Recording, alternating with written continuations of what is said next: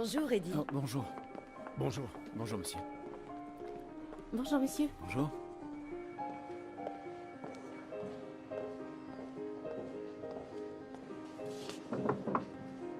Oui, entrez. Ah, bonjour, Eddie. Bonjour, monsieur Martin. Asseyez-vous.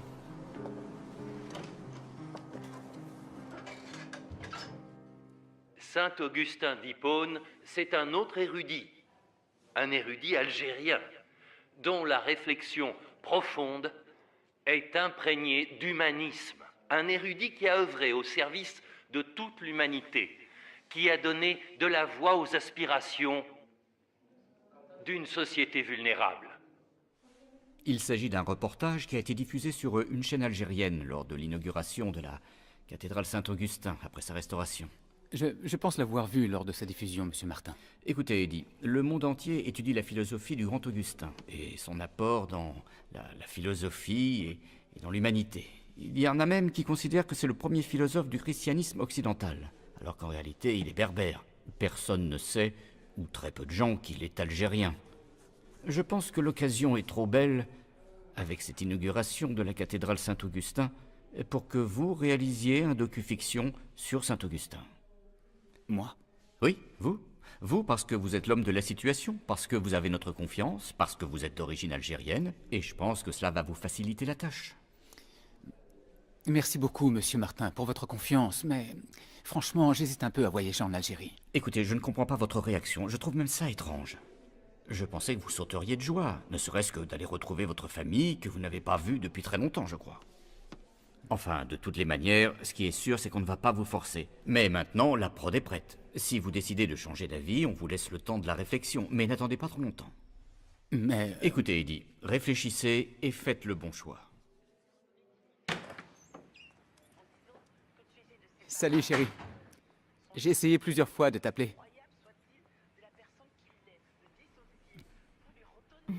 Assieds-toi, j'ai un truc à te dire. Moi aussi, j'ai quelque chose à te dire. D'accord, viens t'asseoir. Oh, doucement, s'il te plaît, Eddie. Je suis enceinte. Tu es enceinte? Oui, c'est ça. Est-ce que t'es sérieuse? Ça fait même 2 semaines que je le soupçonnais et aujourd'hui, j'en ai eu la confirmation. Et c'est quoi la solution maintenant? Qu'est-ce que tu veux dire par c'est quoi la solution? Il faut que tu comprennes, c'est pas trop le moment. J'ai suffisamment de boulot à faire, d'accord? J'ai des objectifs à tenir. Oublie cette histoire de bébé. Excuse-moi, mais je te parle pas de m'épouser, j'ai juste dit que j'attends ton bébé, c'est la moindre des choses. Si cela ne te convient pas, on ira chacun de son côté. Kenza, pourquoi tu t'évertues à détruire notre relation? On est bien comme ça suffit. Pour toi, ça suffit. Tu considères que notre relation n'est que purement physique. Ça n'a rien à voir avec l'amour. L'amour, c'est le sens du sacrifice, du partage et de la responsabilité. Mais tu n'as pas l'air de connaître ces valeurs. Attends. Je t'aime, Kenza. Moi aussi, je croyais que tu m'aimais.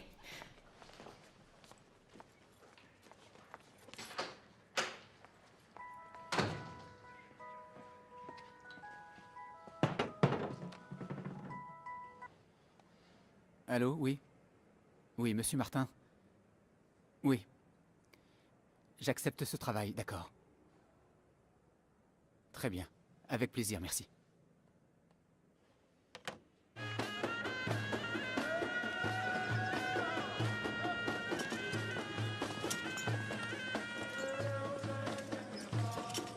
Bon, écoutez, on se voit à l'hôtel, d'accord? D'accord, Merci. Taxi? Bonjour, vous êtes libre? Oui, bonjour. Je vous dépose où? À Soukaras. Très bien.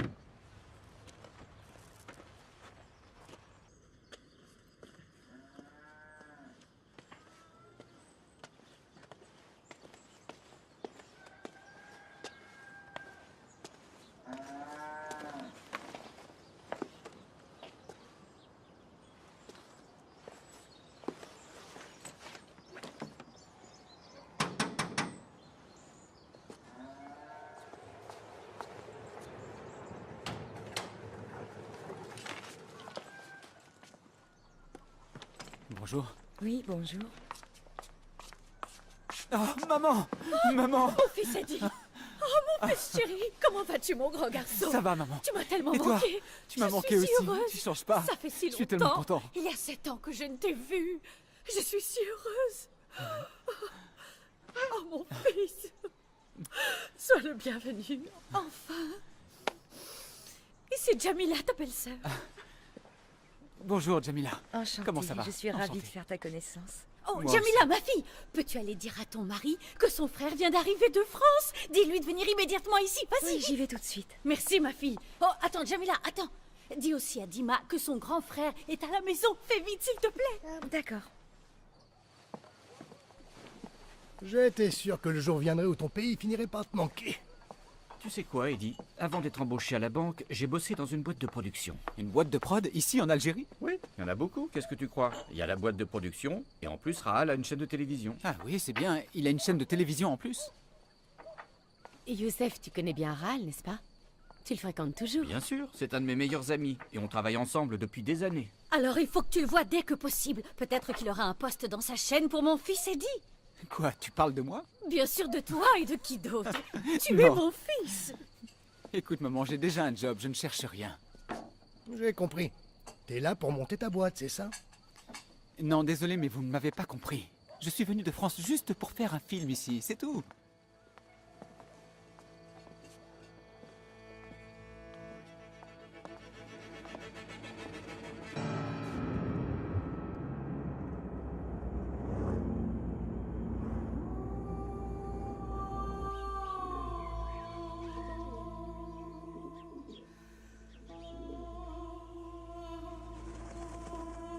Bon, j'y vais.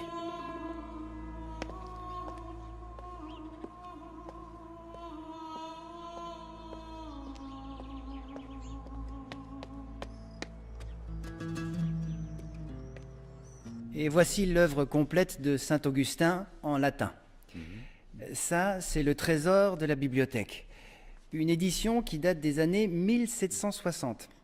Et parmi ses œuvres, il y a les Confessions, un ouvrage qu'il a écrit lui-même de son vivant et qui est considéré comme la vraie naissance d'un genre littéraire et connu comme l'autobiographie et qui n'était pas connu chez les Grecs.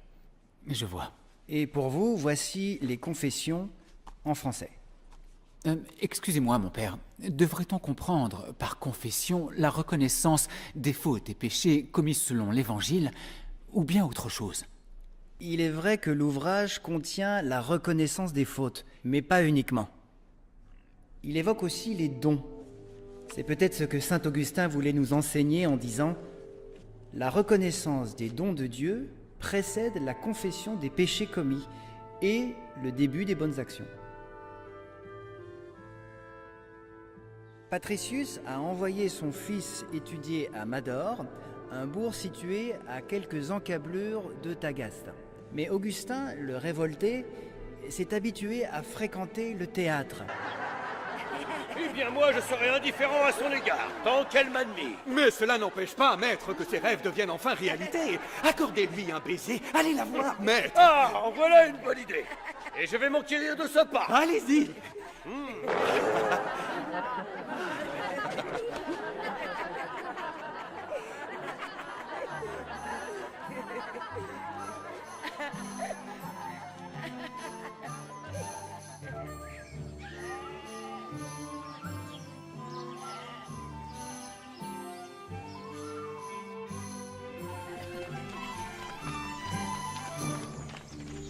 Offrez-nous de ces beaux fruits de votre jardin, noble maître. Allez, serviteur, construisez-moi une passerelle.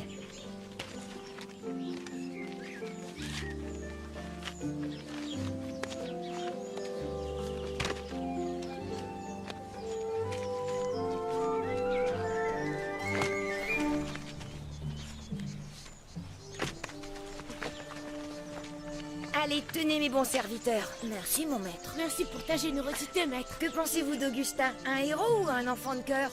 Augustin! Augustin! Augustin! Et vous là, bande de petits voleurs. Voleurs. Arrêtez-vous, voleurs. Ah, petits pas. pas si vite. Arrête-toi. Reviens ici. Arrête-toi, sale petit chacal. Je vais aller voir ton père Patricius pour ce que tu m'as fait. Ah oui, vous allez voir mon père? Oui, je le connais. Et je connais aussi ta mère, Monica. C'est une dame bien vertueuse. Comment diable peut-elle avoir un voleur comme toi pour enfant? Je vais lui dire ce que tu as fait. Oh non, je vous en supplie pas, ma mère. Je vous promets de plus le refaire. J'implore votre pardon. Allez, viens là, sale petit voleur.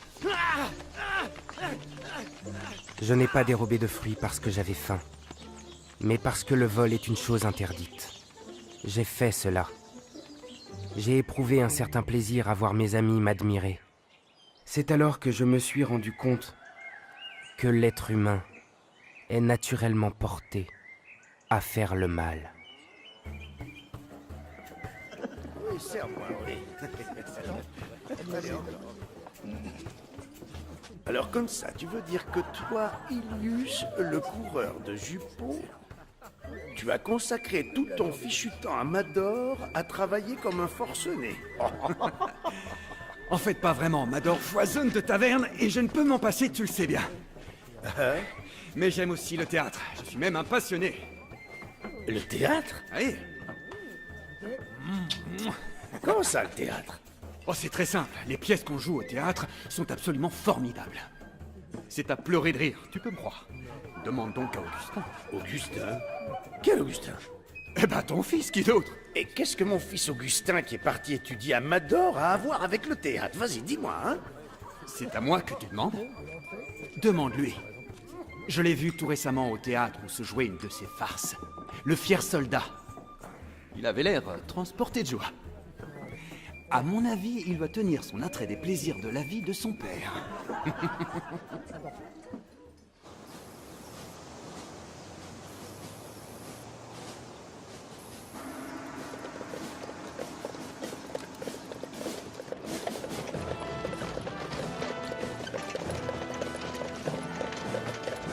Quel honneur pour nous tous et pour Tagaste, ô grand C'est génie. Augustin, le fils de Patricius. Oui, quelle splendeur, tout cet apparat, on croirait voir un roi. Bienvenue à vous, vénérable maître. Soyez le bienvenu, génie de Tagaste. Longue vie à notre maître. Jeune maître, il est temps de se réveiller. On y est, on arrive à Tagaste. Monica! Monica! Bon appétit. Je vais encore manger seul, on dirait. Les enfants ont déjà mangé. Et toi? J'attends Augustin pour dîner avec lui. Alors tu n'as pas l'intention de jeûner aujourd'hui? Voilà, Augustin.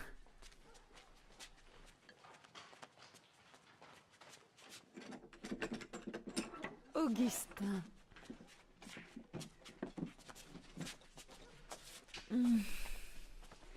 Perpetua. Navecios. Tu peux me dire pourquoi tu arrives si tard, Augustin? C'est à cause de la roue de la vieille charrette qui s'est détachée et on a perdu beaucoup de temps à la réparer, sans parler de ce sacré mulet qui ne voulait pas avancer. Et que dire alors de l'autre tête de mule qui a laissé ses études de côté pour aller traîner dans les théâtres? Qu'est-ce que tu veux dire par là, père? Parce que tu imagines que je ne sais pas à quoi tu passes ton temps à Mador. Je n'ai rien fait de mal, père. Tais-toi, t'es qu'un menteur et un idiot. Tu délaisses tes études pour traîner avec de mauvaises fréquentations et te débaucher dans les théâtres et tout ce que tu trouves à dire c'est j'ai rien fait de mal. Si pour toi aller au théâtre c'est de la débauche, regarder c'est mieux que de s'y livrer. Comment ça? Calme-toi. Pauvre folle.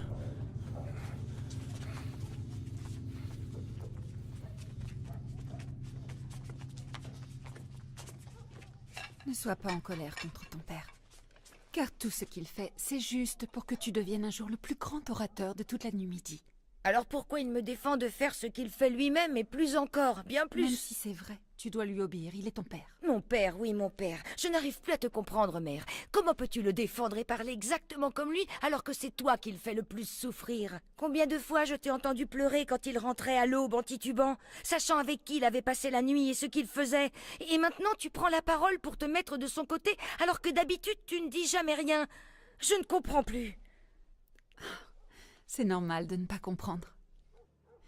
Car si tu connaissais notre Seigneur Dieu et les commandements de son évangile, tu saurais alors que l'évangile m'a appris qu'en tant qu'épouse, je dois obéir à mon mari et lui pardonner, et aussi prier pour lui.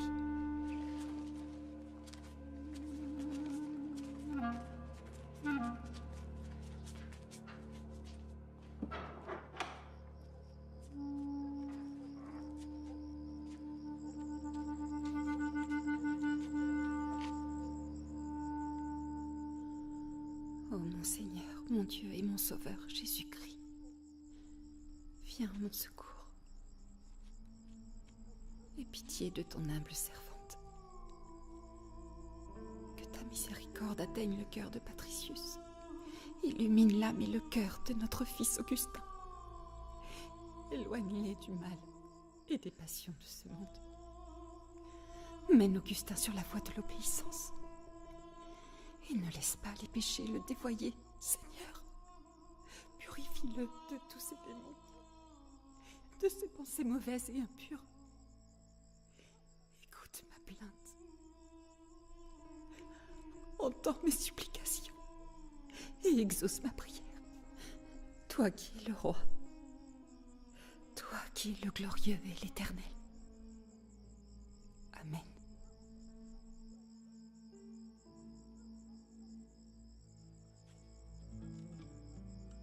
De là est né le conflit à l'intérieur d'Augustin. Conflit entre l'idéalisme de sa mère et la poursuite du monde réel. Qui suivre? Le monde emberlificoté des dieux de son père ou le chemin de soumission qualifié d'amour dans l'évangile de sa mère? Coupé. On passe à la suite, mon père. Que les dieux bénissent le très noble Romanianus. Patricius, comment vas-tu? Très bien, monseigneur. Je vous prie de bien vouloir pardonner ma venue sans vous en avoir averti. Ça ne fait rien. Qu'attends-tu de moi? Il s'agit de mon fils, Augustin. Il a abandonné ses études à Mador, cela fait déjà plus d'1 an. Pour quelle raison? Aller étudier à Mador ne lui plaisait pas. Pour être tout à fait honnête, les frais de ces études sont devenus trop lourds pour moi. Je n'arrive plus à subvenir à toutes ces charges, monseigneur. Donc tu as besoin de mon argent, Patricius? En vérité, j'ai besoin plus de votre aide que d'argent, noble Romanianus. De mon aide, tu dis? Et quel genre d'aide attends-tu? Je souhaiterais que vous m'aidiez grâce à l'influence que vous entretenez avec les nobles de Carthage, afin que mon fils Augustin puisse continuer ses études de rhétorique. À Carthage? Comme tout ça est étrange, Patricius. Comment parviendrais-tu à subvenir aux frais à Carthage alors que tu n'arrives même pas à payer ceux de Mador? J'avoue que tu m'intrigues. Tu dois être conscient que je ne vais pas pouvoir t'offrir mon aide toute ma vie. Tu sais que tu peux compter sur moi. Mais là, il ne s'agit pas seulement d'une année ou deux. Cela risque de prendre beaucoup plus longtemps. J'en ai bien conscience. Je souhaite seulement avoir votre appui pour le début. Ensuite, je ferai tout mon possible pour le prendre moi-même en charge et qu'il réalise notre rêve. Écoute-moi, Patricius. Les ambitions que tu as pour ton fils sont certes honorables. Néanmoins, ce que je pense, c'est qu'il serait judicieux qu'elles soient réalistes. Il vaut mieux éviter de poursuivre des rêves inaccessibles. Je vous remercie, Seigneur. Mais qu'est-ce que tu as, Patricius? Je n'ai rien. Rien du tout. Allez, ne t'inquiète pas. Je suis sûre que tu as fait tout ce qu'il était possible de faire. Sois certain que le Seigneur ne nous laissera pas.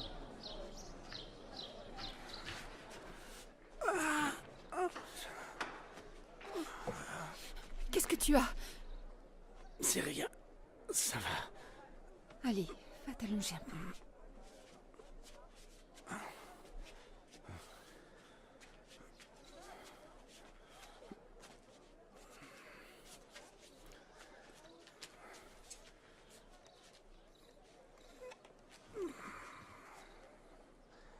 Laissons ce problème entre les mains sacrées de Dieu.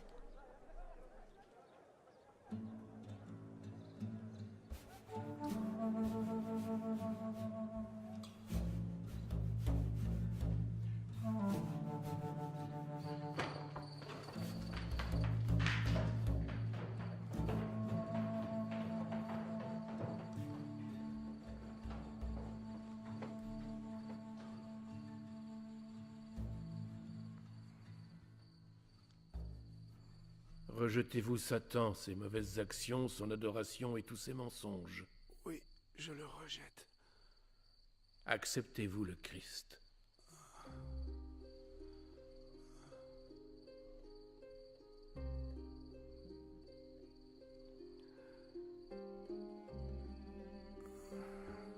Oui, j'accepte le Christ. Croyez-vous qu'il est roi et Dieu? Oui, je crois qu'il est roi et qu'il est notre Dieu.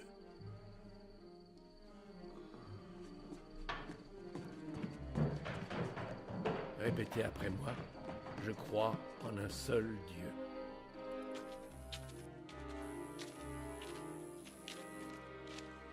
Dis, pourquoi t'es parti en laissant notre père? Qu'est-ce que je suis supposé faire? Eh bien, rester auprès de lui. T'as pas l'air triste comme moi qui soit malade.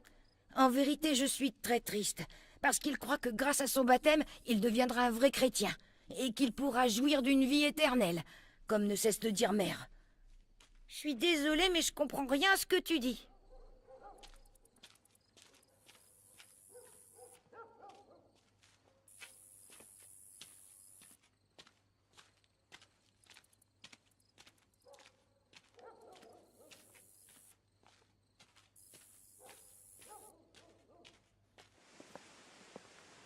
Merci beaucoup, mon père. Mais non, c'est moi qui vous remercie. Allons, on vous a pris tout votre temps. Vous avez été formidable depuis le début, donc merci beaucoup, et on s'excuse. Mais non, je vous en prie, ne dites pas ça. Vous avez travaillé dur et vous devez être exténué. Pour ma part, ma collaboration s'arrête ici, en Algérie. Quant à vous, le chemin est encore long.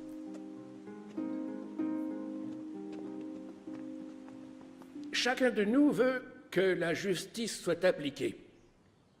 Une justice basée sur la vérité. Mais que signifie donc la vérité? Enfin,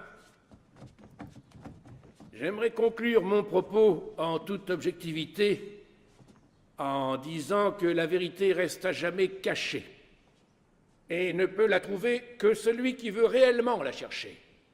Celui qui possède des yeux clairvoyants et un très grand discernement.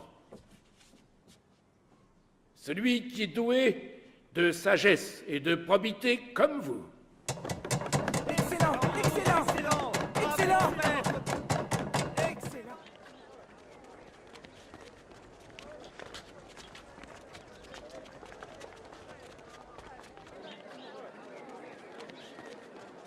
Oh, Alypius. Si seulement je pouvais devenir aussi bon orateur et aussi renommé qu'Asclépius.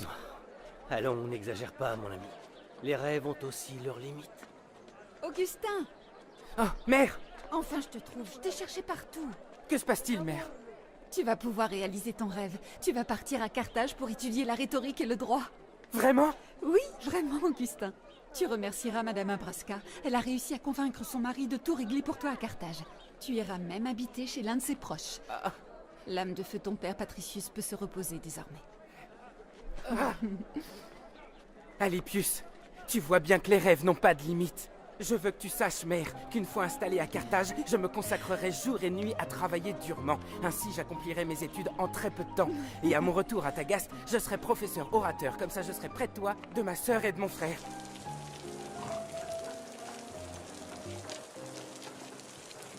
Enfin, je suis libre. Seul loin du bâton du maître, loin des yeux de ma mère, et loin de la tombe de mon père. Je peux enfin me réaliser et choisir seul mon destin. J'arrive, Carthage.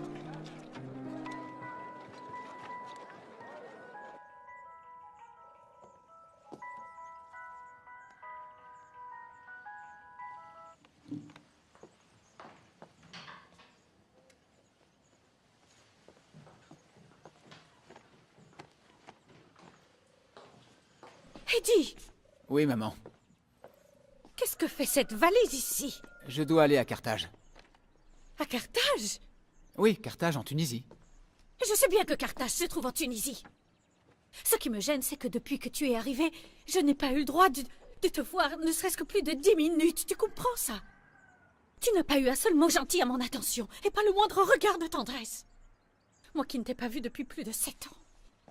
Et voilà que maintenant tu me laisses encore.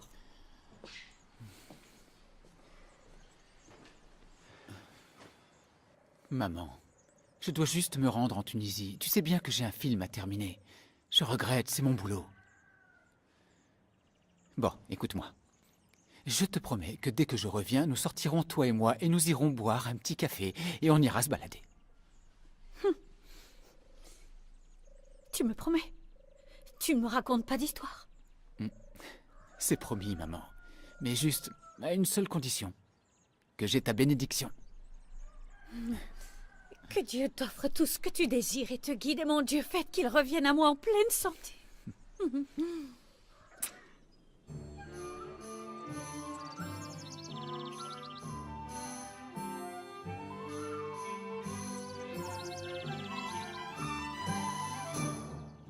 Professeur, j'ai été très heureux d'apprendre que vous aviez obtenu un doctorat en philosophie augustinienne, et surtout, précisément ici à Carthage. Je pense que votre participation ne pourra qu'enrichir notre film. Je vous remercie pour ces très gentils mots. Excuse-moi, Eddie, Oui. où est-ce que je pose la caméra? Je te dis ça tout de suite. Professeur, où sommes-nous exactement ici? Cette zone englobe tout un quartier où vivaient jadis les riches et les nobles de Carthage. Donc on peut supposer que cette maison est sans doute celle de Népridius, la demeure où avait séjourné Augustin. Oui, certainement. D'accord. Si je suis venu à Carthage, c'est grâce à mon père qui a toujours rêvé que je devienne un orateur instruit et renommé. Et aussi grâce à ma mère qui a lutté et s'est obstinée pour que ce rêve devienne réalité après la mort de mon père. En fait, tu veux poursuivre ce rêve uniquement pour satisfaire tes parents ou bien parce que tu désires plus que tout pouvoir devenir un brillant orateur? Lorsque j'étais à Mador, j'ai appris l'art de faire pleurer les spectateurs et ainsi d'écrire leurs émotions les plus profondes et les plus persuasives, afin d'assujettir le sentiment de l'auditoire, et cela a été une vraie réussite. C'est là-bas que j'ai senti que les traits qui me caractérisent commençaient à se préciser, et que l'étude de la rhétorique, de l'argumentation et de la démonstration est la voie unique qui fera de moi un futur grand orateur. Tu sais, Augustin, qu'on se ressemble tous les deux énormément, car je suis moi-même un passionné inconditionnel des débats intellectuels, et j'adore connaître et apprendre tout sur les religions et leurs origines. Les religions et leurs origines? C'est étrange. Comment ça, étrange? Tu veux dire quelle relation ont les dieux que nous vénérons avec l'étude des religions et leurs origines? Tout simplement, il n'y en a aucune. Aucune. En dehors de l'amour de la connaissance. Je t'en prie, assieds-toi.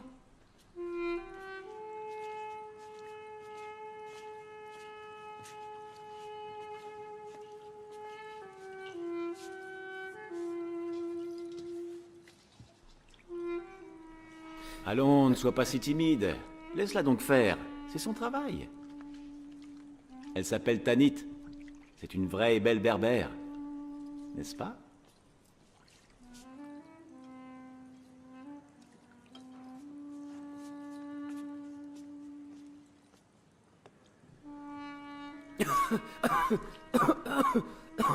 Ça n'a pas l'air d'aller, l'ami. Il semblerait que tu ne sois pas habitué à boire du vin. Ouais, c'est ça. C'est ma toute première fois. Eh bien, il faut un début à tout. Mais continue. Ton discours est fascinant. Tu parles de mon discours sur les débats intellectuels ou bien sur le vin?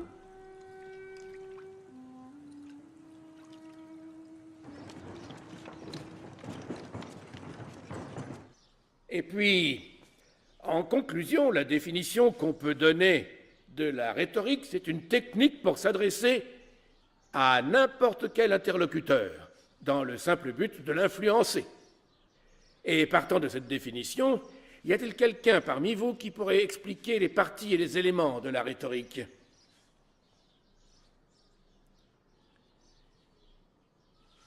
Vous, quel est votre nom? Augustin, maître. Et d'où êtes-vous originaire, Augustin? De Numidie, maître. De la ville de Tagaste. Tagaste. Je m'y suis déjà rendu il y a un certain temps de cela pour une affaire que j'avais à plaider. Je ne m'y suis pas plu. Pour être tout à fait franc, les compensations de cette affaire étaient très intéressantes. Je veux dire pécuniairement, ce qui m'a consolé.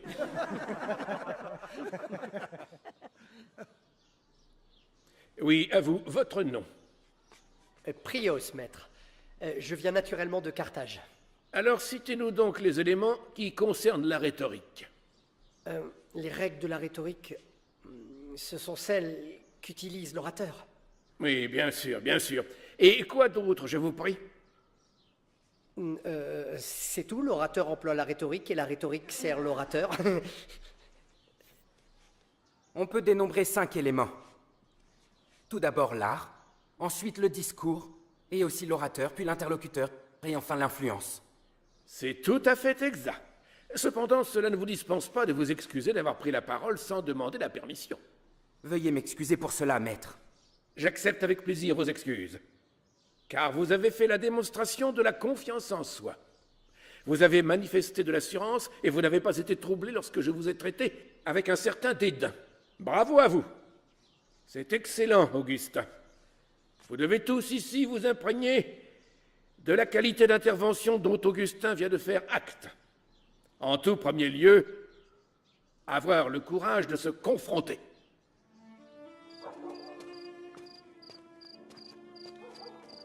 La vérité. Où se trouve la vérité? Existe-t-elle réellement? Tout le monde la cherche. La vérité reste cachée, et seul celui qui la cherche la trouve. Seul celui qui possède la clairvoyance et un grand discernement la trouve. La vérité. Seul celui qui est doué de probité et de sagesse telle que vous peut la trouver. Excellent. Est-ce que notre brillant orateur désire quelque chose? Oui.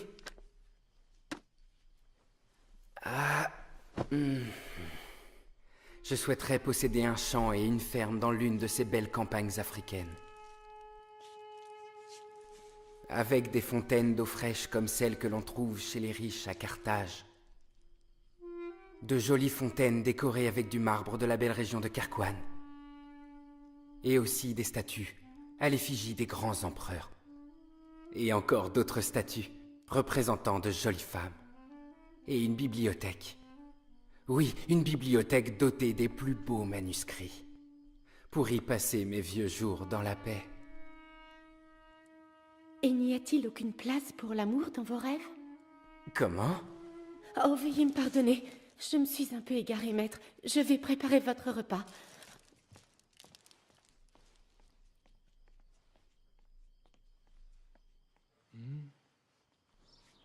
Je vous ai déjà demandé d'apprendre le plaidoyer de l'orateur grec Périclès, le plus grand orateur d'Athènes. Qui parmi vous l'a étudié? Eh bien, écoutons Augustin, notre futur maître orateur.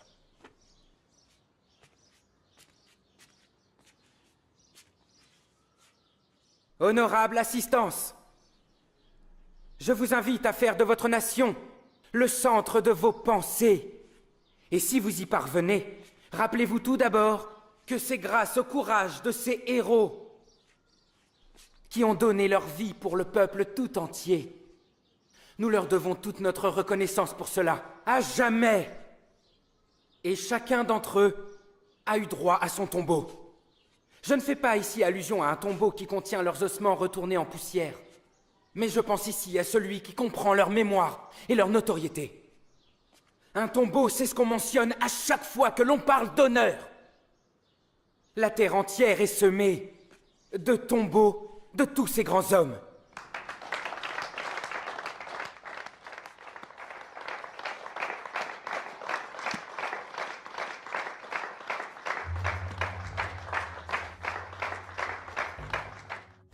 Ô Seigneur, mon Dieu, mon Sauveur, et mon roi Jésus-Christ,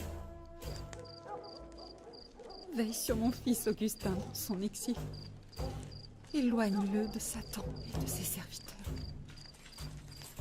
Ne l'abandonne pas. Sois avec lui.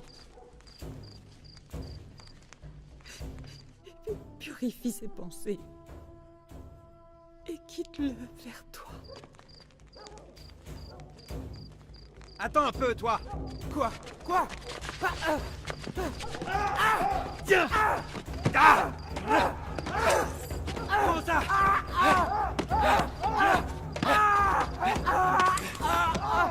Allez!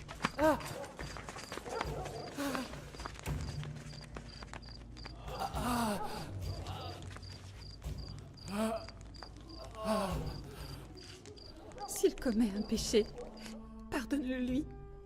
Ne lui en veux pas, Seigneur, car tu es le chemin, la vérité et la vie.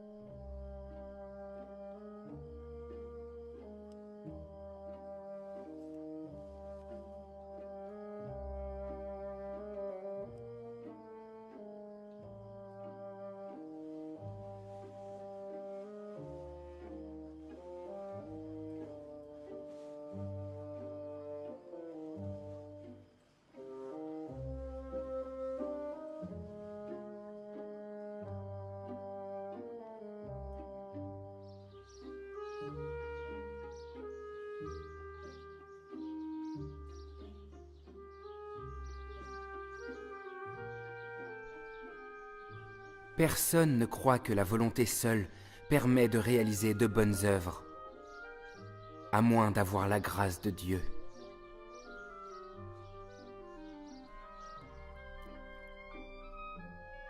J'ai lu chez Platon et Cicéron des paroles très sages et très belles.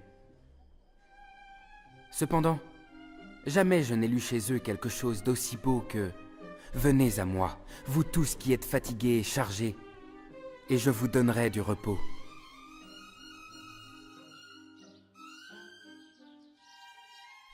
Combien de fois ai-je prié avec dérision? Dieu, fais que je devienne pur et que je puisse ignorer les tentations, mais pas tout de suite. Avoir la foi, c'est croire en ce qu'on ne voit pas. Et la récompense, c'est de voir ce en quoi on a foi. Quelle grande foi tu avais, mère. Quelle que soit la gravité du péché, il ne faut pas désespérer de ta miséricorde, mon Dieu. Qu'est-ce qui ressemble à l'amour? Elle a des mains pour aider les autres. Elle a des pieds pour se hâter au secours des pauvres et des nécessiteux. Elle a des yeux pour voir la misère et le besoin. Elle a des oreilles pour entendre les plaintes et le chagrin de son prochain. C'est la définition de l'amour. Oui, à vous, Augustin. Le grand maître et orateur Cicéron a dit « L'histoire est le seul témoin des temps. La mémoire de la vie, l'enseignante de la vie, la messagère de l'Antiquité et la lumière de la vérité. Cela veut-il dire que si nous explorons notre propre histoire, nous trouverons la vérité? » Ne soyez donc pas si naïf, Augustin. Je veux dire, il n'y a pas qu'une seule vérité absolue dans cette vie. La vérité est uniquement ce que vous ferez pour pouvoir prouver aux autres que ce que vous avancez est l'entière vérité. Augustin, attends-moi. Est-ce que je peux te parler si tu n'es pas trop occupé? Bien sûr, oui. J'ai bien écouté tes remarques sur la vérité avec Maître Asclépius. Oui? Je voulais juste savoir si tu as trouvé la réponse. Comme tu le sais déjà, Maître Asclépius est un très grand orateur. Et ses réponses suscitent toujours beaucoup d'autres questions qui nous poussent à réfléchir. Et chaque nouvelle question provoque encore et encore d'autres questions. Ça pourrait finir par vous déprimer. Pourquoi tu ne lirais pas la Sainte Bible? Tu pourrais bien y trouver la vérité. Non, je ne pense pas. Je l'ai déjà lu à maintes reprises, et je l'ai trouvée plutôt confuse. J'ai pu aussi voir dans l'Ancien Testament certaines qualités attribuées à tort à Dieu, comme la colère, la tristesse, le dépit et encore d'autres qualités auxquelles ma raison refuse d'adhérer. T'es-tu intéressé à l'enseignement de l'Église? Non, pas du tout. À vrai dire, pour moi, les enseignements de l'Église sont comme des vieux contes pour enfants. Et puis, leur but ultime est plutôt d'asseoir leur autorité. Écoute-moi, Augustin. Par exemple, qu'est-ce que tu dirais si je répondais à ton interrogation? À quelle question? Où se trouve la vérité? Vas-y, je t'écoute. Dans l'enseignement du manichéisme. L'enseignement du manichéisme? Oui. C'est le prophète Mani qui a fondé le manichéisme. Il est né il y a une centaine d'années à Babel. Et c'est au travers de ses enseignements que Mani a réussi à réformer et réunir les 3 grandes religions, c'est-à-dire le zoroastrisme, le christianisme et le bouddhisme, pour en faire une religion universelle. Ainsi, le manichéisme est devenu la nouvelle religion de la vérité et de la paix de l'esprit. Donc le manichéisme serait la vraie vérité? Tout d'abord, ce qu'il faut connaître et apprendre, ce sont les paroles du prophète Mani. Le monde est constitué de 2 anciennes origines, lumière et obscurité. Et le bien est le royaume de la lumière. Et le mal est le royaume de l'obscurité. La lumière est l'élément essentiel pour les êtres supérieurs. Et Dieu a établi son trône dans la lumière. Maintenant, mes amis, nous allons accueillir notre nouvel ami, Augustin. J'ai appris par notre cher Aquilius que vous étiez en quête de la vérité. Cela nous comble de plaisir. Mais j'aurais tout d'abord aimé savoir si vous êtes chrétien. Non, non. Alors, à quelle religion croyez-vous? Je suis ma propre raison. Très bien, très bien. Puisque vous suivez votre raison, les préceptes du prophète Mani seront votre vérité. Je suis prêt à tout entendre. Le manichéisme rejette le monde du syncrétisme. Il n'est pas possible de matérialiser Dieu et de le rapporter au monde des péchés. La rédemption des péchés n'est pas possible par le sang du Christ, comme le prétend le christianisme. C'est quand l'âme se libère de la prison du corps, dans la libération des lumières, de la prison des ténèbres, que la connaissance peut libérer de la captivité de l'ignorance. C'est pour cela, mon très cher Augustin, que nous avons le devoir de nous opposer à ces chrétiens qui prétendent que le salut de l'âme réside dans la mort du Christ sur la croix sans contrepartie. Toutes leurs fausses théories sur la grâce et l'amour de Dieu éloignent de la vérité. En fait, la seule voie juste est celle de mortifier nos corps, de nous abstenir des plaisirs afin de pouvoir atteindre la transcendance de nos âmes.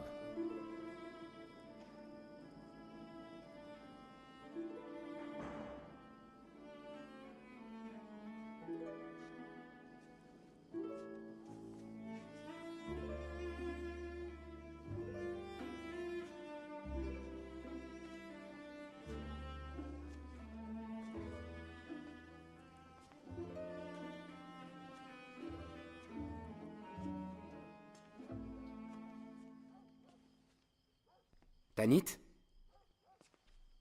J'étais en train de penser à toi. Tu pensais à moi?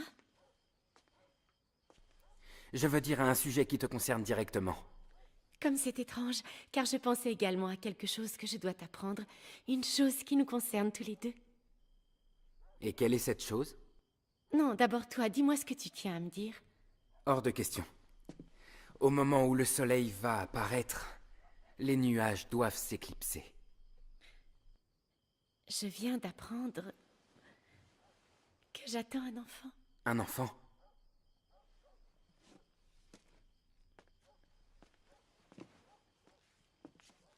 Augustin,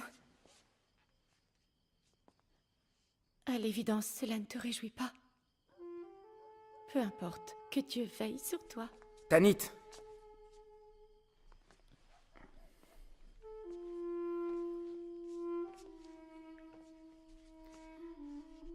Tu sais bien que je ne te laisserai jamais.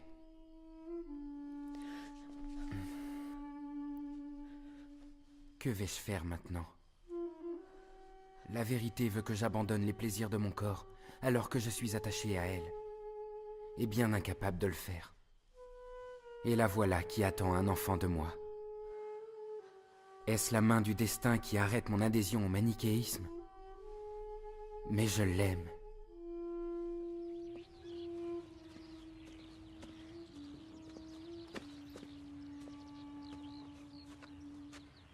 Allô, oui, Kenza? Eddie, comment ça va? Ça va bien, et toi? Je me sens un peu seule sans toi, Eddie. Pourquoi tu me laisses comme ça?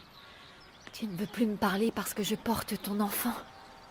J'ai besoin de savoir. Je ne te demande même pas de le reconnaître. Cet enfant aura les mêmes droits que ce soit en France ou en Tunisie. C'est pour ça que je fais tout cela. J'ai besoin de toi. Je t'aime, Eddie. Est-ce que tu comprends? Écoute, Kenza, moi aussi je t'aime, mais tu sais bien que je suis coincé ici. Tu veux quoi? Que je quitte mon travail et que je rentre? C'est impossible. Je n'arrive plus à te croire.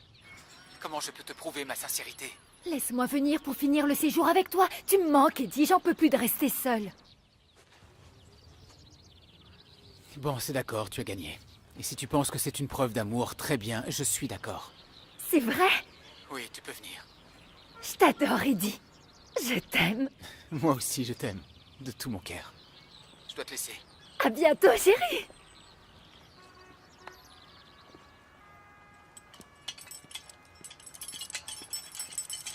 Augustin est maintenant le père d'un petit garçon qu'il a eu avec Tanit, sa maîtresse. Cet enfant s'appelle Adéodate, ou Adéodatus, qui signifie don de Dieu.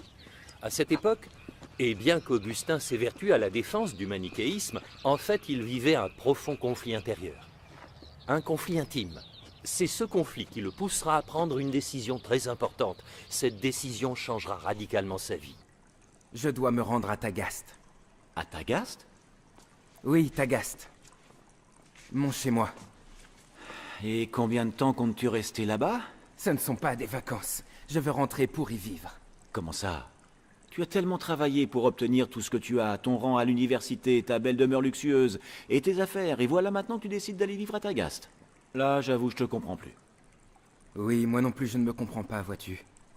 Mais en fait, je n'éprouve plus autant de plaisir dans tout ce que je fais. Rentrer à Tagaste et y enseigner la rhétorique me permettra peut-être de me satisfaire.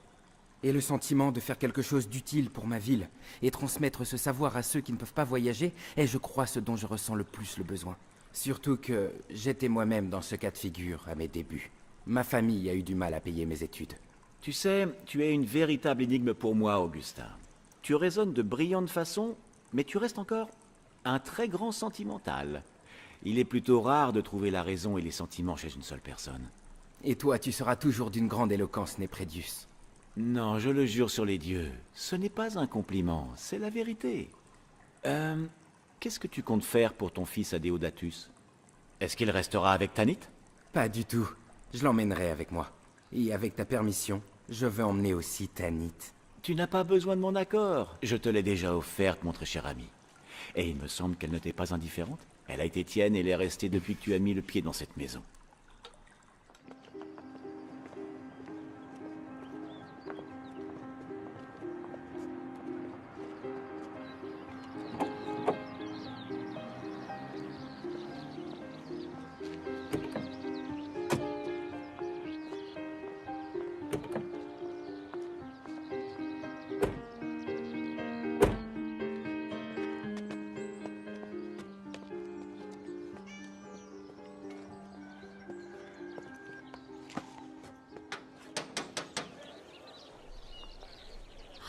Augustin.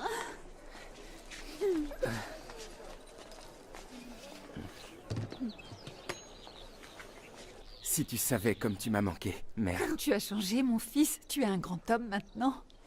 Voici Tanit, ma femme. Tanit, sois la bienvenue à Tagaste. Je vous remercie, Madame Monica. Lui, c'est notre fils, Adéodatus, un don de Dieu. Un don de Dieu?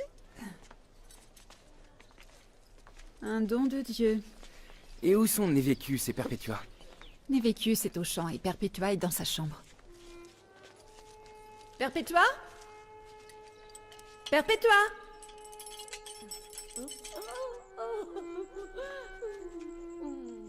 Oui.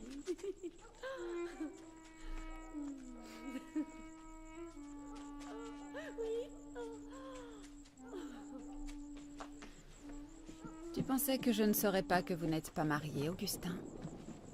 Tout Agaste est déjà au courant. Celui qui rapporte les nouvelles de Carthage m'a dit ce que tu fais. Et maintenant que tu es devenu célèbre, ces nouvelles te concernant sont précieuses. Tu sais, mère, j'aime cette femme. N'est-ce pas suffisant qu'elle soit chrétienne? Si la loi romaine n'empêchait pas d'épouser une esclave, je l'aurais déjà fait. Tu dis l'épouser? Et comment ça? Oh, j'ai aussi entendu dire, toujours par ce même messager, que tu t'intéresserais à cette hérésie de manichéisme qui interdit le mariage? Mère, je suis fatigué, alors si tu le veux bien, je préférerais qu'on en reparle Non, demain. maintenant, Augustin. Crois-tu que je pourrais accepter ce péché au sein même de cette maison? Chut, je t'en supplie, mère. N'élève pas la voix, je t'en conjure. Je baisserai le ton pour qu'aucun humain n'entende. Mais que comptes-tu faire avec celui qui sait chaque chose que tu vis? Bon, nous allons quitter cette maison tout de suite. Non, attends. Ton enfant n'a rien à voir avec ça. Il ne mérite pas de sortir par un froid pareil. Allez, reste. Nous trouverons bien une solution grâce à Dieu.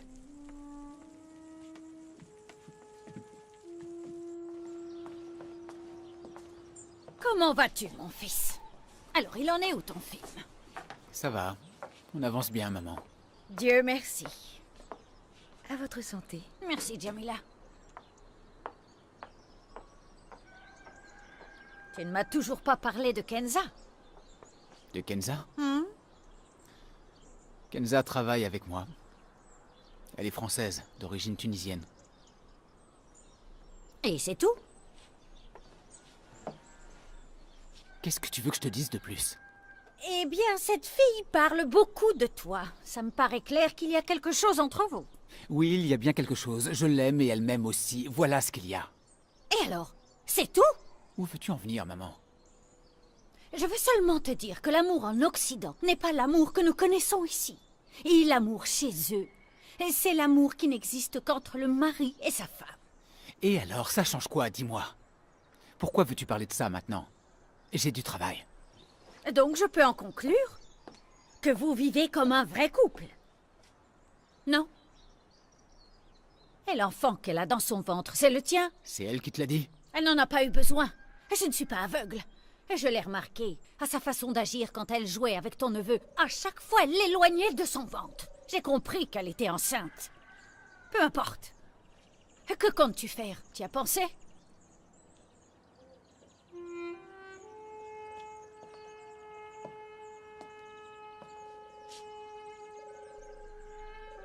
Laisse ta conscience décider pour toi. Souviens-toi juste qu'elle aussi a une famille. Tu en as conscience? Tu n'aimerais pas que ta sœur se retrouve dans la même situation, n'est-ce pas, Eddie?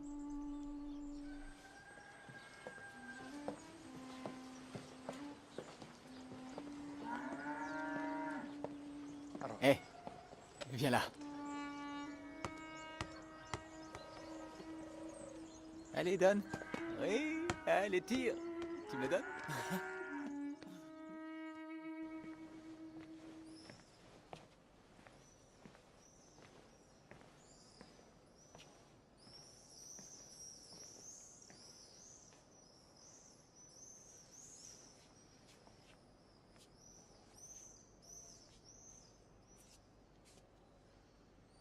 J'ai attendu avec une telle impatience qu'il revienne à Tagaste. J'ai bien cru qu'en le voyant ainsi tous les jours, mon cœur serait de nouveau en paix. Mais depuis son retour, ce n'est plus que souffrance. Il ne me reste que des regrets. Il est devenu le premier défenseur de cette hérésie qu'est le manichéisme. Laissez-le donc faire ce que bon lui semble. Et un jour, il se rendra compte qu'il n'y a rien à défendre dans ses théories, croyez-moi. Si vous pouviez lui rendre visite et lui parler, lui expliquer que vous étiez un adepte du manichéisme et que vous êtes devenu... Je vous ai dit de le laisser. Vous devez seulement vous contenter de prier pour lui, c'est tout. il finira par comprendre, à travers toutes ses lectures, l'incohérence et l'absurdité de ce courant. Devra-t-il être encore égaré pendant plusieurs années, s'il continue à s'entêter? J'avoue être en plein désarroi. Mais enfin, comment fait-il pour croire à tous ces commandements si complexes? Et pourquoi refuse-t-il la Bible et sa simplicité? N'ayez crainte, car l'enfant de ses larmes ne s'égarera jamais.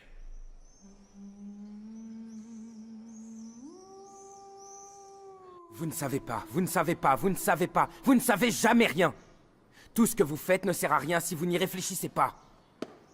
Pourquoi apprenez-vous vos leçons si vous n'aimez pas ce que vous apprenez? Le cours est fini. Sortez!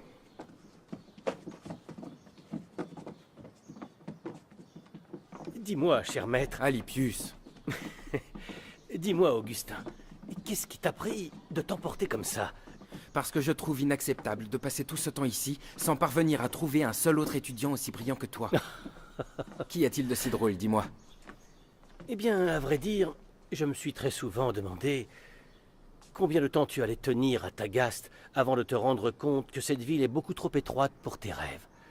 D'ailleurs, je me rappelle de cette phrase que tu m'as dite un jour. Les rêves n'ont pas de limite.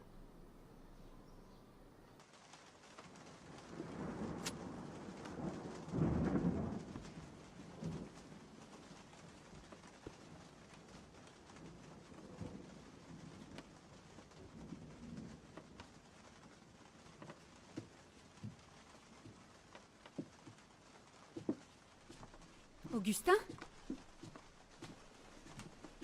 Où est-ce que tu vas avec toutes ces affaires? Réponds-moi, Augustin. À Carthage. Carthage? Pourquoi veux-tu y retourner alors que tu es revenu ici, et de ton plein gré? Oui. Je sais bien, mère. Mais ma lassitude est trop grande pour vivre à Tagaste.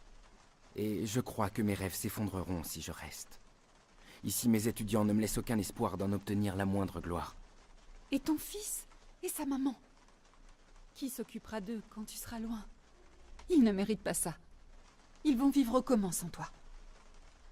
Je leur ai laissé assez d'argent pour qu'ils tiennent un bon moment. Il faut que tu me crois, mère. Dès que j'aurai une bonne situation à Carthage, je reviendrai les chercher. Aie confiance en moi.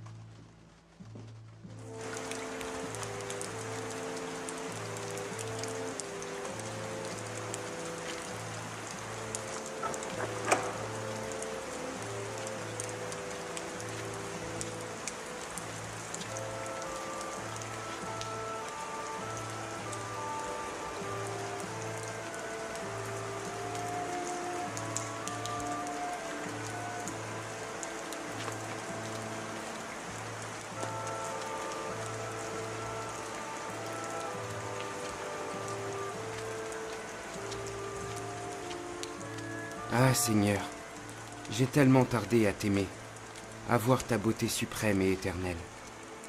Tu as toujours été à mes côtés, mais en raison de ma rébellion, je n'ai pas pu être avec toi.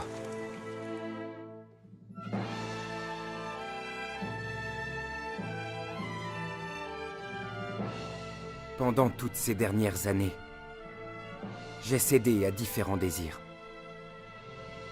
Je séduisais les gens, et des gens me séduisaient. Je les trompais, et parfois ils me trompaient. Tantôt publiquement par la science, et tantôt secrètement, sous de faux slogans religieux. Comme il est absurde de tout savoir, et de ne pas te connaître, toi, Dieu et Seigneur. Je ne gagnais de tout cela qu'une pitoyable popularité, embellie par les applaudissements de la foule. Et cela me tournait la tête.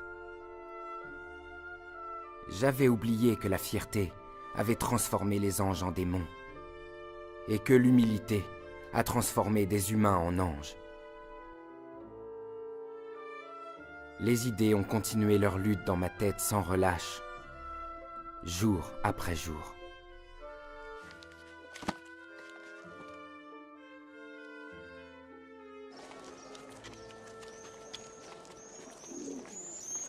conviction? Et quelle conviction? Après tout ce temps, tu arrives encore à te poser des questions? Je me pose toutes les questions que je veux, car rien n'est acquis. Et le manichéisme, comme tout autre courant, peut aussi être soumis à des études et aux critiques. Allons du calme, Augustin. Les élèves sont en train de nous regarder et le manichéisme a été interdit. Peu importe. De toute façon, tes doutes seront vite élucidés par le prêtre Festus quand il rentrera de Rome très bientôt. Et c'est pour quand, ce très bientôt? Je crois qu'on en reparlera plus tard. Je dois te laisser. On se voit ce soir. Vas-y, à plus tard.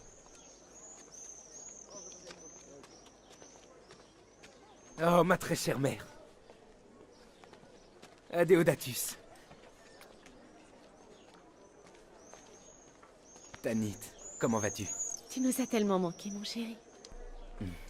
Vous m'avez devancé. J'envisageais d'aller vous chercher à Tagaste. Vous avez très bien fait de venir. Allons à la maison. Allez, venez.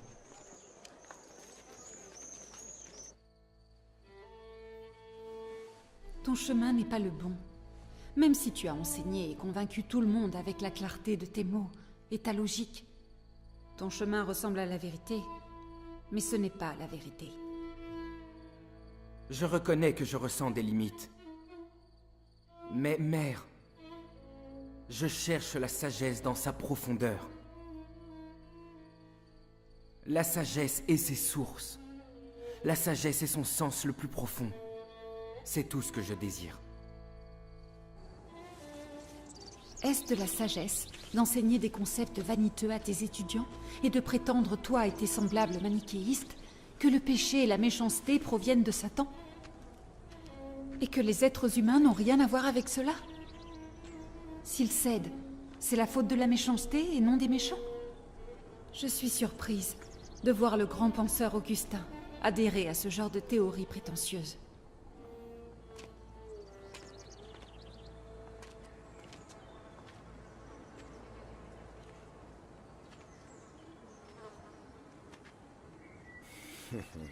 Quelle ironie du sort, tu ne crois pas? Tu es ici, à la place même où se rassemblaient les chrétiens quand ils étaient persécutés. Le même endroit qui nous rassemble ici aujourd'hui, échappant à notre tour à la persécution des chrétiens. Dans tout ce que tu viens de me dire, il n'y a pas un seul mot qui répond à ma question. Écoute, Augustin, un seul conseil. Ne laisse pas le savoir tuer ta foi, car la vérité est immuable. C'est nous, et nous seuls qui changeons. Voilà la vérité. La vérité, oui, la vérité! Je suis éreinté d'entendre ce mot vide de sens. La vérité sans une preuve, sans la moindre réponse. Vous prétendez corriger dans les livres sacrés tous les textes qui vous contrarient et qui vous dérangent. Quant à votre logique, elle consiste à tourner en dérision toutes les accusations contre vous. Et même Dieu. Vous considérez Dieu comme imparfait. Il serait même infecté d'une chose malsaine. Tandis que vos propres élites dissimulent un nombre incalculable de défauts derrière une prétendue vertu. Alors oui, je trouve légitime de réfléchir. Je demande. Et c'est toujours la même réponse. La vérité, elle ne change jamais. Seulement moi, j'ai changé. J'ai dit tout ce que j'avais à dire. Fais ce que bon te semble.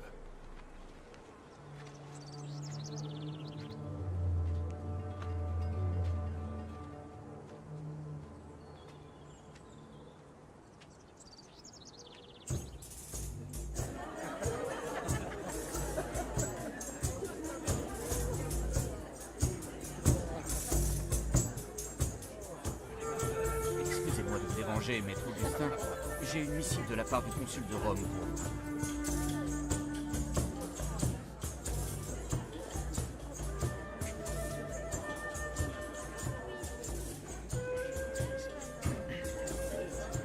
Pourquoi ne lis-tu pas cette lettre, Augustin?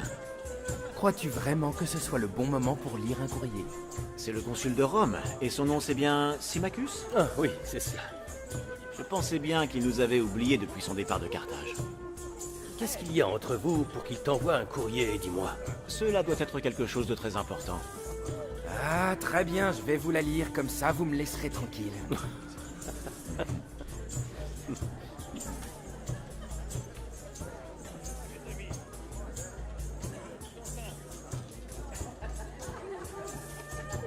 Bien, Augustin. Tu vas enfin nous dire ce qu'il y a d'écrit? Sémachus. Sémachus me demande d'enseigner la rhétorique à l'université de Rome. Si je comprends bien, tu vas être obligé de quitter Carthage? Je vais y réfléchir, mais pas avant d'avoir terminé ce très important entretien.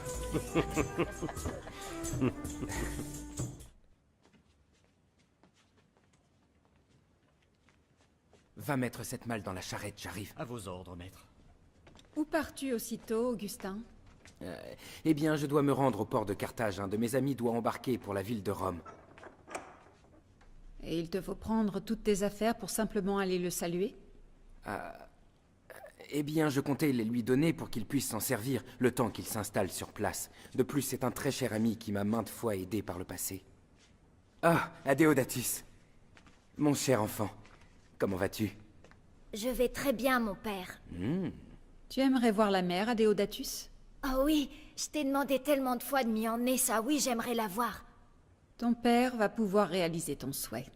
Il va tous nous emmener jusqu'au port. Là-bas, nous pourrons respirer tout ce bon air marin.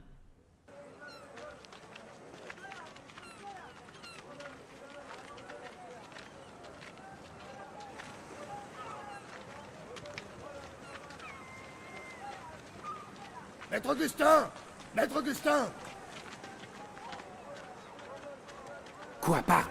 C'est le bateau, il est prêt à appareiller. Je le sais déjà, je le sais. Écoute-moi et ne dis plus rien, d'accord? Bien, maître. Pourquoi est-ce que tu me dis que le bateau va être retardé? Je fais quoi, moi, maintenant, hein? Que se passe-t-il avec cet homme, Augustin? Il y a que le porteur m'a dit que le bateau de mon ami est retardé. Et où se trouve ton ami? Je suppose qu'il a dû aller se reposer quelque part en attendant que tout soit enfin prêt. Je pense que vous devriez rentrer à la maison. Pourquoi y retourner? Il vaut mieux que nous restions l'attendre avec toi. Alors vous voulez rester? Pourquoi faire? Je viens de te le dire, le bateau a pris du retard. Je préfère être seul pour retrouver mon ami. Votre présence ne fera que me ralentir, sans compter que vous risquez d'être bousculé par la foule. Alors... Que dirais-tu d'aller m'attendre dans son église que nous voyons en haut de cette colline? C'est une bonne idée. Mais ne tarde pas trop, veux-tu? J'essaierai, mère, je vais essayer, promis. Allez-y, prenez ce chemin.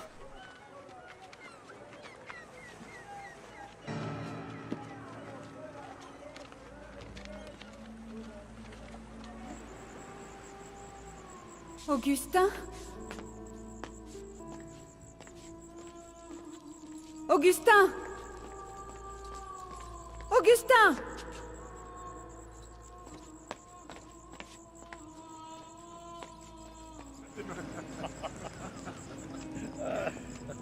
Sa femme l'a même quitté. Tu le dis.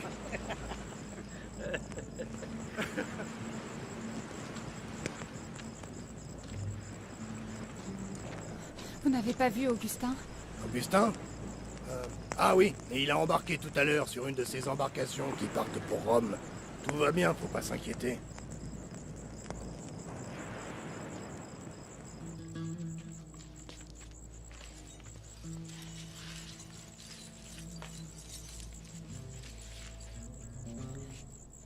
Tanit, Augustin nous a abandonnés. Il s'est embarqué pour Rome.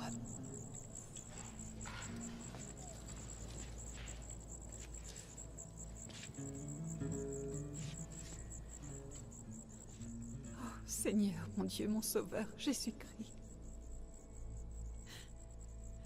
Pourquoi l'as-tu laissé s'en aller loin de nous? Pourquoi tu as permis cela, Seigneur? Tu m'as promis qu'il sera à toi. Jusqu'à quand va-t-il continuer à te fuir? Jusqu'à quand, mon Dieu?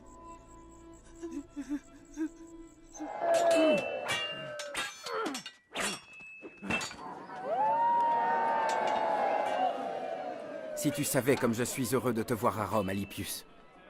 Quoi, tu ne supportes plus la vie ici à ce point? Je ne supporte plus la désinvolture de mes étudiants. Ils ne payent même pas mes émoluments.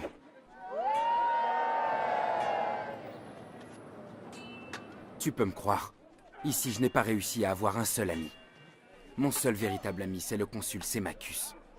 Est-ce que je dois comprendre que tu ne suis plus les manichéistes comme avant? Les manichéistes?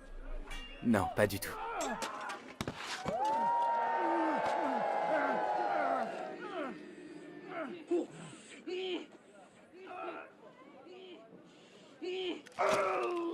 Écoute-moi, cher Augustin, tu sais bien que tu es l'une des personnes qui comptent le plus pour moi.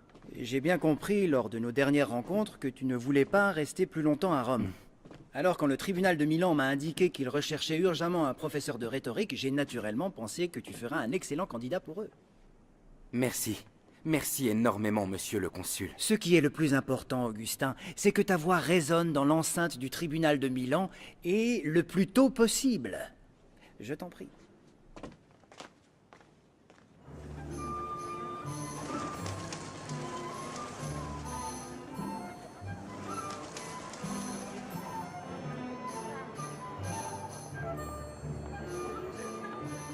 J'ai été surpris et perturbé lorsque j'ai évalué le temps passé entre mes 19 ans et maintenant.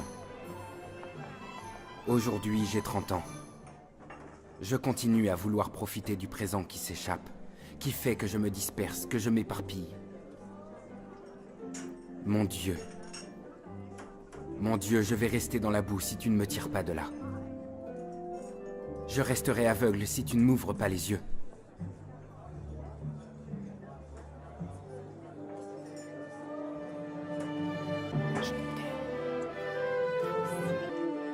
On dirait que le destin nous réunit toujours, hein? Ça va, Augustin? Augustin. Alors, comment va ton nouveau travail? Dis-moi. Oh, la situation ici à Milan est très différente de celle de Rome. Ma position en tant que professeur de rhétorique au tribunal de Milan m'a permis d'entrer en relation privilégiée avec le palais impérial. Tu dis le palais Mais impérial? oui. Non, non, non, non, non, non. Je vais devoir me méfier de toi, Augustin. Mais non, allez, entrez. Ah. Maintenant que tu es un proche du cercle fermé au palais impérial, as-tu des nouvelles d'Ambroise? Qu'est-ce qu'il a, Ambroise? Est-ce vrai ce qu'on dit de lui à Carthage? Et que dit-on sur lui? On dit que le philosophe Ambroise n'est pas un simple évêque et un philosophe, mais aussi un penseur plutôt courageux, et qui ne craint pas tous ces nombreux complots qui se trament au palais impérial. On peut dire que rien ne semble l'arrêter. Moi aussi, j'ai entendu dire que les pires orateurs et les manichéistes aiment et prennent plaisir à se confronter à lui. C'est quand même étrange que tu ne l'aies pas encore rencontré. Pourquoi le rencontrer? Parce que tu penses que cela me sera utile si je décide de le voir ou si je m'oblige à écouter sa philosophie? Dis-moi juste comment un évêque chrétien peut devenir philosophe. Là, je te reconnais bien là, mon ami, c'est la question. À part ça, je trouve qu'il manque quelque chose dans ta maison. Où sont les femmes? Dis-moi, tu as fait vœu d'abstinence à Milan? M'abstenir, c'est pas encore l'heure pour ça, elles sont en route.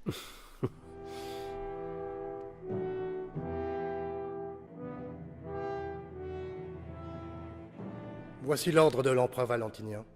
Tenez. Est-ce que je dois assister au serment de l'évêque Ambroise? Je n'en vois pas l'intérêt, j'y perdrai mon temps. Quelle en est la vraie raison, en fait? Le palais commence à craindre l'influence d'Ambroise, mais aussi la sympathie qu'éprouve le peuple de Milan pour lui. Nous aimerions savoir à quoi pense Ambroise et ce qu'il prépare. Et vous êtes celui qu'il nous faut, celui qui peut le comprendre, et celui qui pourra l'arrêter.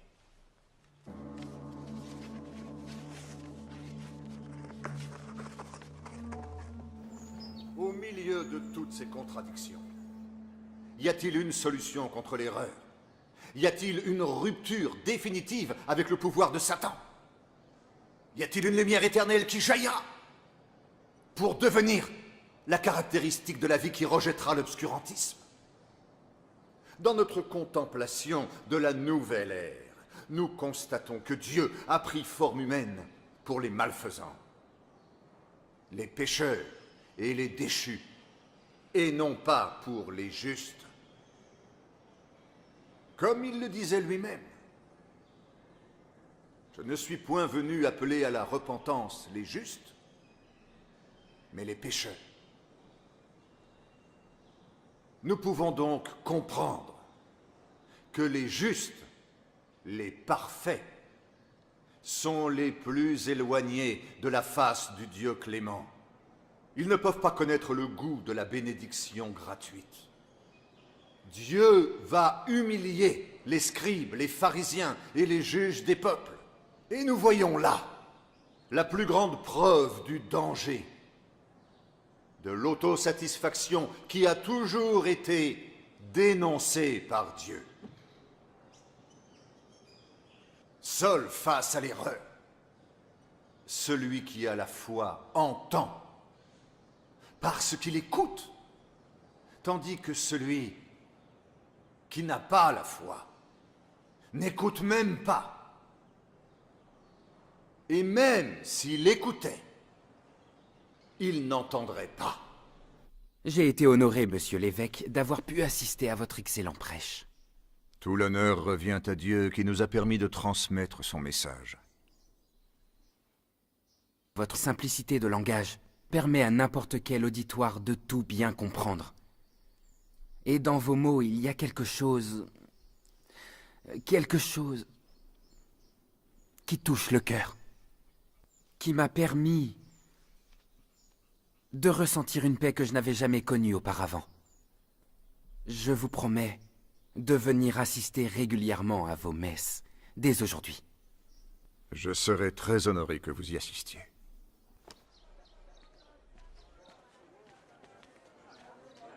Oh, mère! Augustin, mon fils.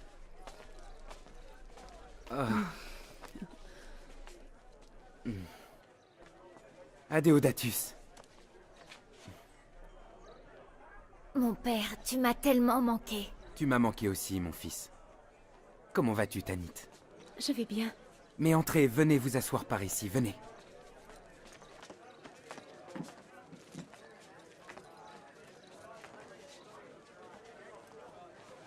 Il semblerait que vous vous soyez donné du mal pour me trouver. C'est grâce à ton ami Alypius, il nous a bien aidés. Sans lui, nous serions encore en train d'errer dans cette grande ville. Oui, Milan est une grande et belle ville. Il y a beaucoup d'églises qui feront ton bonheur, mère, et tout particulièrement l'église de l'évêque Ambroise.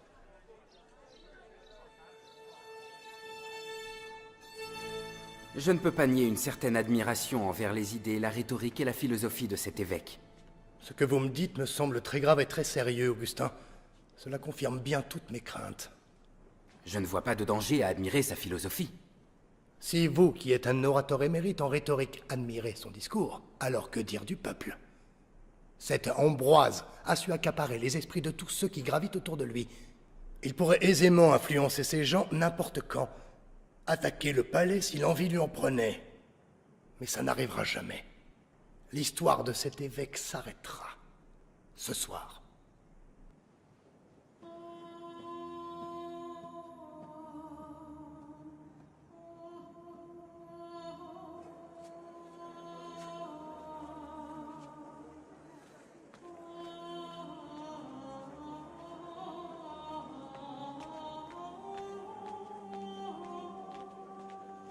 Écoute, mère. Augustin? Il faut que nous quittions cet endroit au plus vite. Et pourquoi ça? Je tiens beaucoup à rencontrer l'évêque Ambroise. J'ai quelque chose d'important à te dire. Tu pourras parler avec lui une autre fois. Je te le répète, je ne partirai pas avant d'avoir vu l'évêque Ambroise. Hein? Écoute, mère. Les soldats de l'empereur sont en route pour la cathédrale. Ils viennent pour l'attaquer. Comment ça, attaquer la cathédrale? Tu crois que je vais abandonner la maison de Dieu pour te suivre? Je t'en supplie, mère. Il n'y a plus de temps à perdre. Tout le monde ici me connaît. Je n'ai pas intérêt à ce qu'il me retrouve précisément ici. Tu as peur pour ta réputation et ton pouvoir, Augustin. Tu n'as pas peur pour moi. Mais mère... Le sujet est clos. Si tu veux partir, libre à toi. En ce qui me concerne, je sais que Dieu protège tous ses enfants.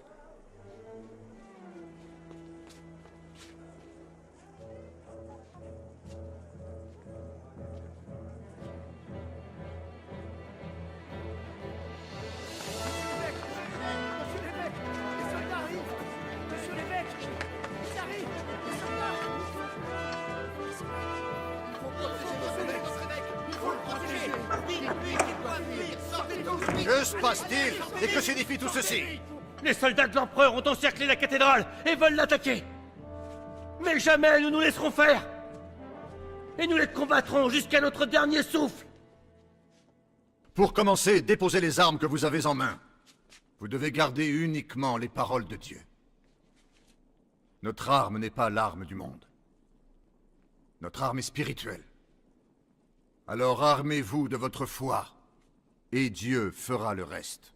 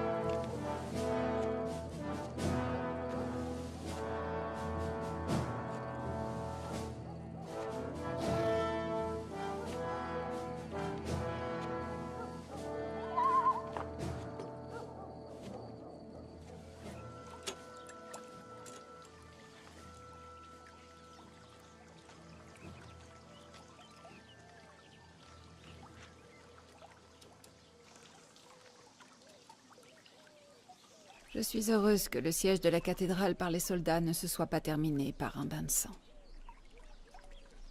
Mais je suis surprise et déçue par ton comportement. Tu avais l'air si étranger à tout ça. Parfois, je n'arrive plus à te comprendre, Augustin. Tu semblais être ami avec Ambroise, puis tu agis comme tu l'as fait ce soir-là. Le fait que je sois devenu ami avec l'évêque Ambroise ne veut pas dire que je sois devenu un chrétien. Si je le fréquente et écoute ses sermons, c'est sur ordre de l'empereur. Il faut que tu comprennes ma situation vis-à-vis du palais impérial. Je travaille pour eux, je n'ai pas le choix. J'aimerais te parler d'un tout autre sujet maintenant. Quoi donc encore, mère? Que veux-tu dire? Je veux dire, mon fils, que tu avances dans l'âge. Il est grand temps que tu choisisses une épouse. Une épouse? Oui. Une épouse qui convienne à ton statut actuel. Je n'ai pas trop la tête à ça en ce moment, mère. Écoute-moi, mon fils. Récemment, j'ai fait la connaissance d'une pieuse et jolie jeune femme à l'église. Elle s'appelle Tertia. Son père est quelqu'un d'important. Je suis sûre qu'elle serait un parti idéal pour toi dans ta situation. Ce n'est pas le bon moment, mère. On en reparlera. Écoute-moi, mon fils. Tu devrais d'abord la voir, ensuite tu prendras ta décision. Ne t'inquiète pas. Tu auras tout le temps qu'il te faudra pour y réfléchir. Elle doit attendre encore 2 années pour être en âge de se marier.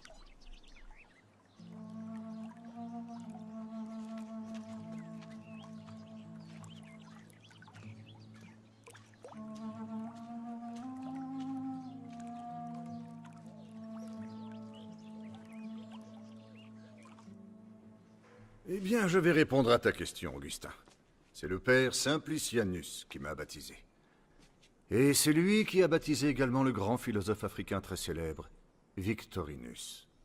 L'évêque Ambroise m'a souvent relaté l'excellence de votre honorabilité. Il m'a aussi beaucoup parlé de vous comme quelqu'un de très brillant en rhétorique. Augustin, je sais que le père Simplicianus s'intéresse lui aussi à la philosophie, tout comme toi. Je suis sûr que vous allez vous entendre et devenir de bons amis. C'est un grand honneur pour moi.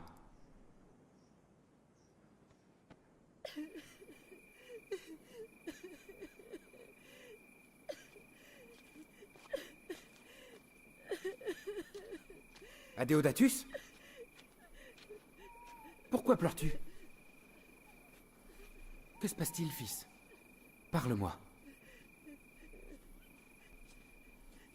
Que se passe-t-il, mère? Il n'arrête pas de pleurer. Tanit a quitté la maison. Comment? J'ai essayé de l'en empêcher, mais elle a fui. Elle a dû entendre notre conversation sur ton mariage. Elle a préféré se sacrifier. Ainsi, elle ne sera plus un obstacle dans ton choix.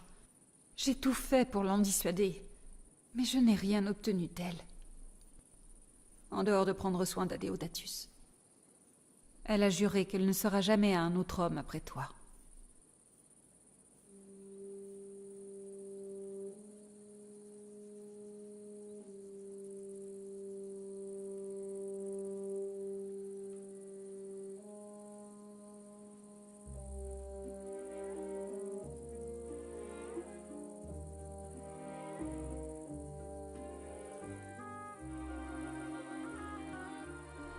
Suite au départ de sa concubine, après 14 années de péché, saint Augustin vécut une vie totalement différente.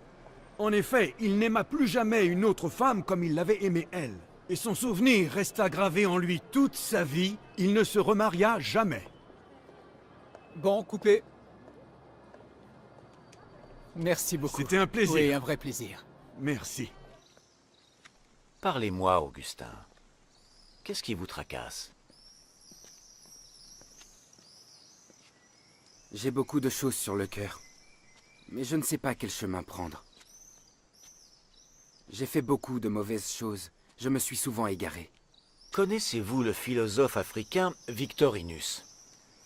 Oui, je le connais. C'était l'un des philosophes les plus réputés de Rome. Dieu a conduit le philosophe Victorinus vers la foi. Et ce même Victorinus a été capable d'accepter l'humilité du Christ, que les sages ne voient pas et que les enfants connaissent. C'est ainsi qu'il a déclaré sans gêne qu'il était un serviteur du christianisme et l'enfant de la joie. Rome n'a pas du tout apprécié, mais Dieu si. Victorinus, mon cher Augustin, cachait sa foi devant les gens et ne la déclarait qu'en présence du prêtre. Chaque fois, le prêtre lui disait « Je ne croirai votre foi que lorsque je vous verrai entrer à l'église, et seulement là. » Et ce jour a fini par arriver. Et le grand philosophe s'est enfin présenté devant le peuple de Dieu. Et humblement, il a déclaré, avec amour, sa foi envers Jésus-Christ, devant tous ces gens réunis dans l'église de Rome et qui criaient « Alléluia! Alléluia! Victorinus! Victorinus !»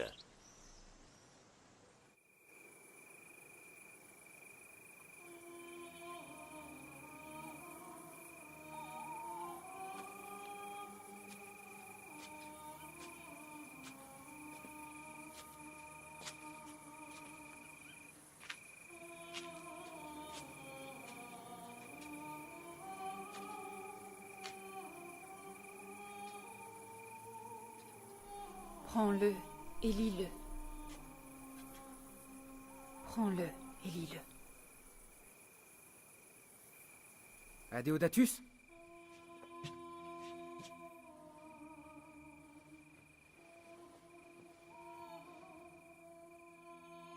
Prends-le et lis-le.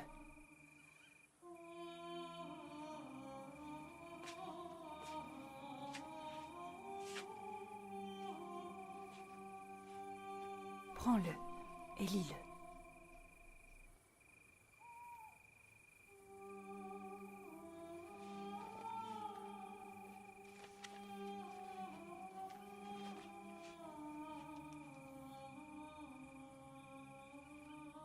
Ni en criant, ni en s'enivrant. Ni en couchant et en se prostituant. Ni en se disputant, ni en convoitant. Mais en vous parant des habits de Jésus-Christ. Ne préparez pas le corps pour la luxure, au désir de la chair.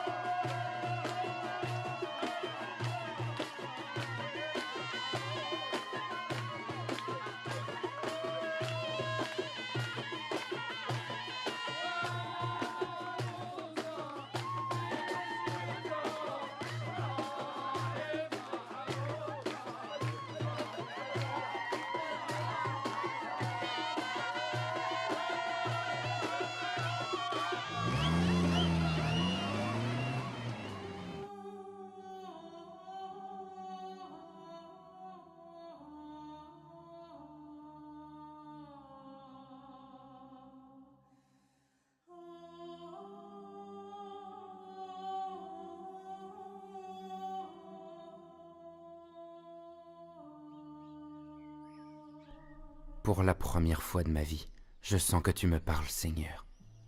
C'est la première fois que je me trouve confronté à moi-même. Ô Dieu, tu me mets face à moi-même pour que je voie toute la laideur de mes péchés. C'est la première fois que je me vois et j'ai peur.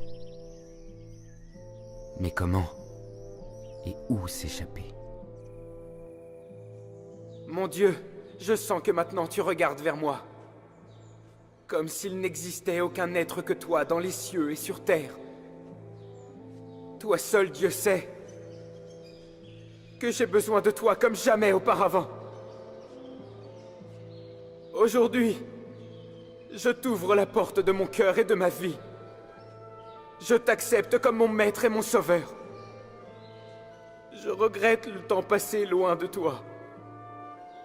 Je regrette tout ce temps où je ne t'ai pas remercié. Merci.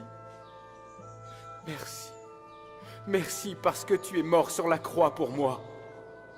Et pour que tu reconnaisses le repentir de tous ces nombreux péchés que j'ai faits, Seigneur. Fais que je vive selon ta volonté et non selon la mienne. Fais que je suive tes pas. Que je marche derrière toi. Et si je marche derrière toi, alors je te suivrai.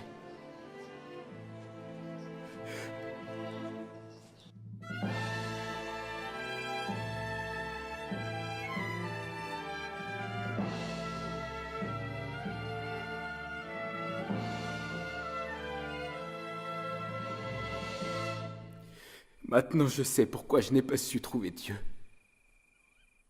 Parce que je l'ai cherché à l'extérieur, alors qu'il était ancré en moi.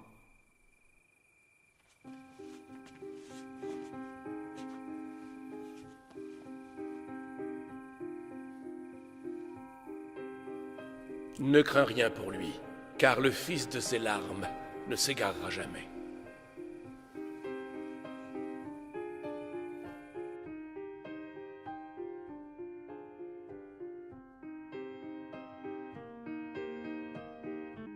Après sa libération, par son baptême, il est retourné à sa ville natale, Tagaste, puis est venu à Hippone, là où nous sommes actuellement. Il a été ordonné évêque en 395 après Jésus-Christ. Après une vie pleine d'efforts, d'enseignement et de défense de la foi juste, après avoir composé plus de 232 volumes d'ouvrages considérés à travers les âges parmi ceux qui ont éclairé et enrichi l'intelligence de toute personne qui les a lus, Augustin, âgé de 76 ans, a regagné l'honneur céleste en 430 après Jésus-Christ. C'est le philosophe, le maître, l'orateur, le révolté, le religieux et l'évêque, l'homme des plus grandis. C'était saint Augustin, le soleil d'Ifriqiya, l'évêque des simples, l'enfant des larmes.